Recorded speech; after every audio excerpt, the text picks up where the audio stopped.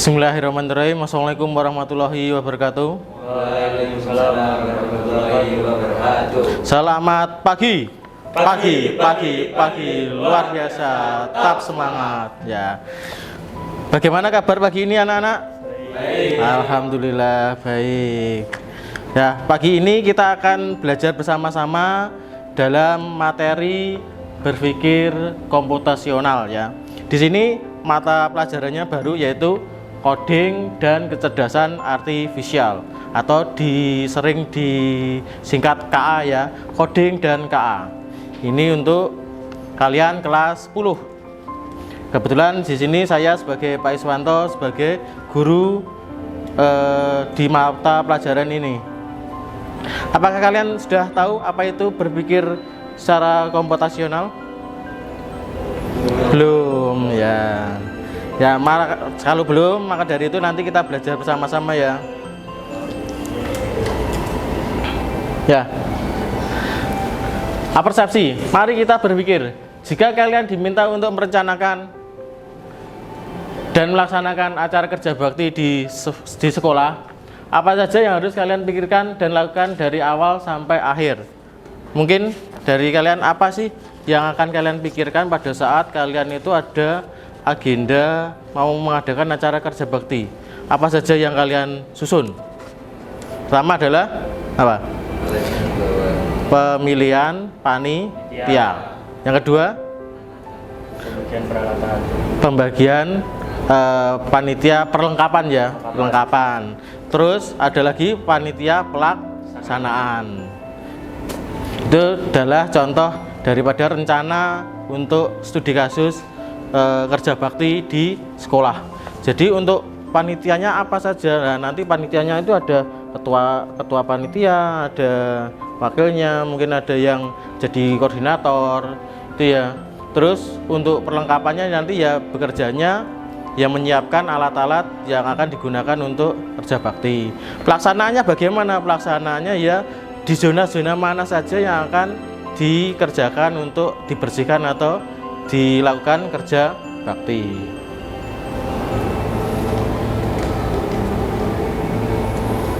Ya, apa itu berpikir komputasional atau BK, sering disebut juga BK ya. Ini bukan tentang berpikir seperti komputer. Ini adalah cara berpikir untuk memecahkan masalah yang rumit dengan cara yang terstruktur dan juga logis. Anggap saja seperti kalian punya kotak perkakas untuk otak kita. Jadi di dalam otak kalian itu bayangkan kalian punya sebuah kotak perkakas di mana di situ banyak sekali alat-alat yang bisa digunakan untuk menyelesaikan banyak masalah yang rumit ya. Nah, alat-alat hebat yang ada di dalam perkakas atau otak kalian itu ada 4 ya. Yang pertama adalah dekomposisi atau si pemecah masalah. Yang kedua pengenalan pola, si pencari persamaan. Yang ketiga abstraksi atau si pemilih info penting. Yang keempat atau yang terakhir adalah algoritma, si pembuat peta. Jadi langkah-langkah untuk menyelesaikan masalah itu seperti apa sih? Diselesaikan secara algoritma. Kita pelajari satu persatu dari 4 alat hebat di dalam otak kita. Dekomposisi adalah memecahkan masalah besar menjadi bagian-bagian kecil. Contohnya, masalah besar membuat nasi goreng dipecahkan menjadi apa saja. Kalau kalian ada studi kasus atau kalian pengen ini lapar nih, pengen bikin nasi goreng, apa saja sih yang akan kita lakukan? Nah, yang pertama adalah siapkan alat dan bahan. Terus ngiris bawang. Terus goreng telur, tumis bumbu dan seterusnya. Tujuannya adalah agar tidak pusing dan lebih mudah dikerjakan. Jadi kita sudah punya rencana nih. Yang disiapkan apa ya? Bumbunya apa saja, diapain, diulek apa diirisi, itu ya. Yang kedua adalah pengenalan pola. Mencari kesamaan atau cara kerja yang berulang. Contohnya saat membuat nasi goreng, pola memotong berlaku untuk bawang, sosis, dan sayuran. Cara yang sama caranya sama, gunakan pisau dan telenan. Sama nggak sih kalau kita pengen mengolah bawang, sosis, dan juga sayuran, itu pasti polanya sama. Diapain? Dipotongi. Kalau nasinya dipotongi berapa? Tidak. Nek motongi nasi mari-mari lah. Ya. Ini tujuannya agar bisa bekerja lebih cepat dan efisien. Abstraksi. Apa itu? Contohnya saat memasak nasi goreng, penting rasa garam, besarnya api, urutan bahan. Tidak penting merek wajan, warna piring, cuaca di luar. Tujuannya agar kita tidak bingung dengan detail yang tidak diperlukan.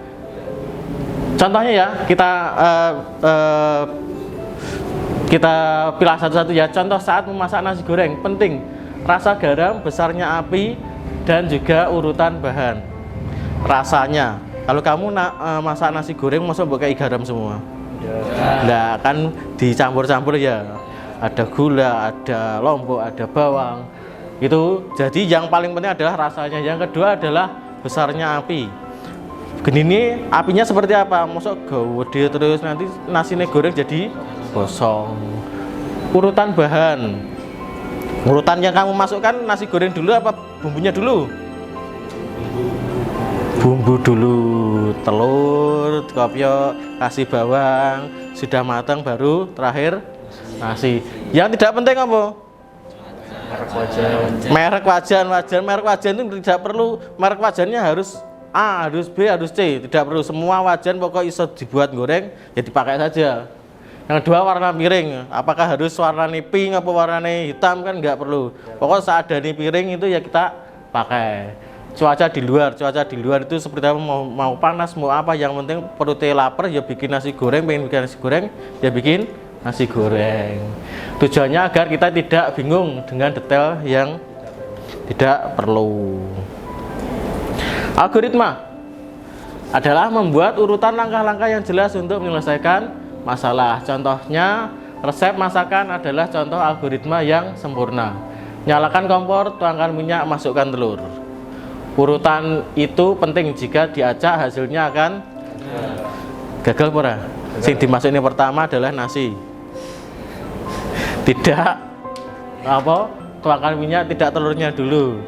Terus ternyata kamu sudah serang, kompornya belum dinyalakan. Itu ya. Iya. Contoh studi kasus. Nah, di sini membuat nasi goreng ya. Biar kamu lebih paham lagi.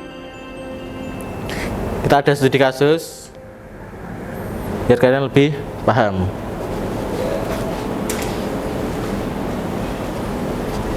Agak tampil ya di sini. Sebentar.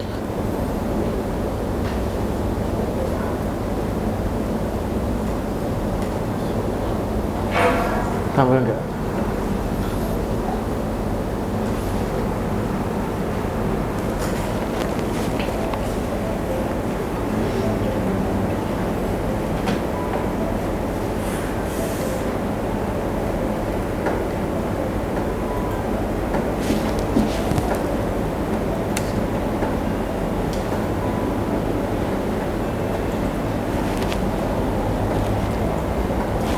Nah, ini ada studi kasus. Di sini studi kasusnya apa? Terlalu kecil ya. Studi kasusnya adalah tugasmu adalah memasak nasi goreng sederhana untuk sarapan keluarga. Ini adalah termasuk kegiatan inti. Dekomposisi, memecahkan tugas besar. Aktivitas, jika kita mau membuat nasi goreng, kita tidak bisa langsung bim salah bim jadi. Apa saja pekerjaan-pekerjaan kecil yang harus kita lakukan dari awal sampai akhir. Contohnya adalah menyiapkan alat. Yang kedua, menyiapkan bahan. Ketiga, mengiris bawang, menggoreng telur, dan menumis bumbu, memasukkan nasi dan bahan lainnya, mengaduk hingga matang, menyajikan di piring, membersihkan alat masak. Nah, proses pekerjaan besar memasak nasi goreng menjadi banyak pekerjaan kecil dinamakan dekomposisi. Jadi kamu punya pekerjaan besar, pengen nasi goreng, membuat nasi goreng, buat pecah-pecah langkah-langkahnya. Pertama, kamu menyiapkan alat, kamu menyiapkan bahan. Terus langkah-langkahnya seperti apa? Itu namanya dekomposisi. Jadi dari masalah besar dipotong-potong jadi masalah kecil.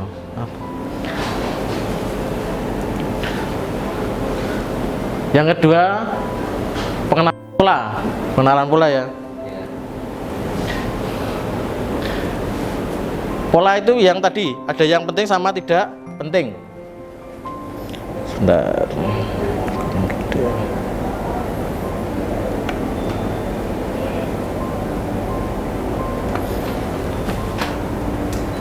Pengenalan pola atau mencari persamaan. Aktivitasnya dari semua bahan yang kita siapkan, ada tidak cara kerja polanya atau caranya yang mirip. Contohnya, pola menyiapkan bahan, semua bawang, kecap, dan garam harus dikeluarkan dari tempatnya. Pola memotong, jika kita tambahkan bahan lain seperti akan sama seperti mengiris bawang, yaitu menggunakan dan telenan. Penjelasan cara kerja pada tugas yang berbeda ini namanya pengenalan pola. Ini membuat kita bisa bekerja lebih cepat karena sudah tahu caranya. Contohnya, kalau kalian menyiapkan bahannya kayak kecap, kayak bawang, semua harus kamu taruh di dekat kompor untuk agar cepat pada saat proses memasak nasi goreng ya. Terus memotong. Nah, pola memotong itu mulai dari bawang, sayur, sosis, itu polanya sama, disiapkan pisau sama telenannya. Tahu ya? Jadi kita bisa mencari kesamaan dari alat. Yang kedua, pengenalan pola. Yang ketiga adalah abstraksi atau fokus pada yang penting. Aktivitasnya saat memasak, hal apa yang paling penting untuk kita perhatikan agar nasi goreng enak, dan hal apa yang tidak penting dan bisa kita abaikan. Yang paling penting adalah urutan memasukkan bahan, besarnya, api, takaran garam dan kecap. Yang tidak penting adalah merek warna piring, merek apakah di luar, hanya kemampuan untuk fokus informasi yang penting saja. Yang tidak penting disebut abstraksi, membantu kita agar ya tahu ya. Ya. Penting sama yang tidak penting. Terakhir adalah algoritma, menyusun langkah-langkah. Nah, ini setiap kelompok urutan langkah-langkah memasak nasi goreng yang benar. Ayo kita tulis resepnya, tulis selengkap mungkin agar adikmu yang belum pernah masak bisa mengikuti dan berhasil. Contoh, dituliskan berurutan. Yang pertama adalah siapkan wajan di atas kompor, terus tuangkan sedikit minyak, terus nyalakan api sedang. Jika minyak masukkan irisan. Setelah itu apa? Kita masukkan telur. Habis telur, masukkan apa lagi?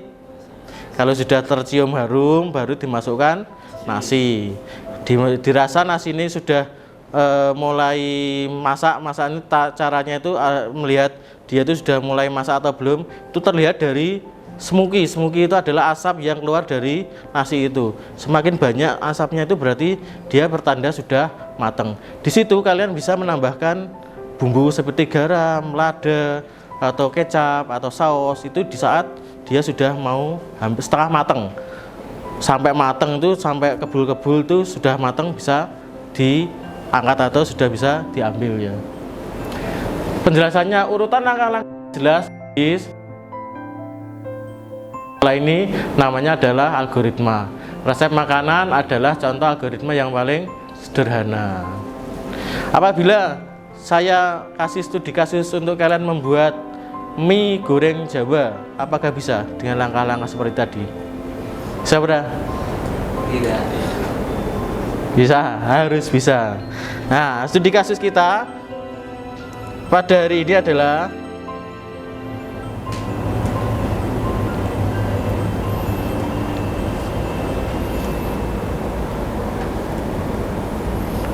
abstraksi algoritma studi kasus.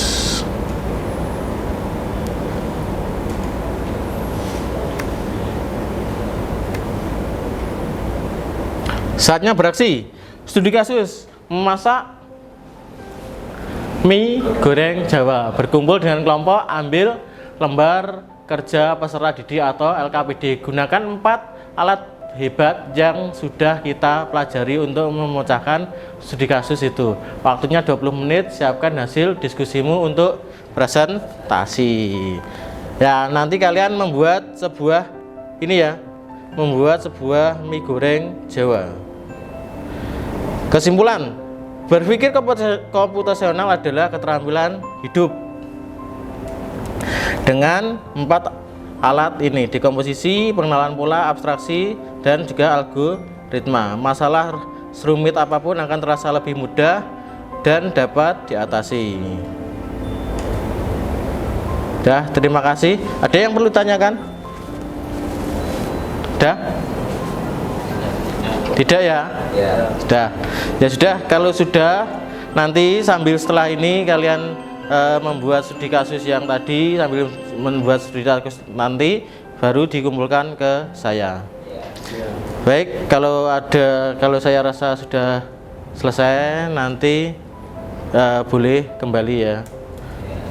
Baik, saya akhir ya. Assalamualaikum warahmatullahi wabarakatuh. Waalaikumsalam warahmatullahi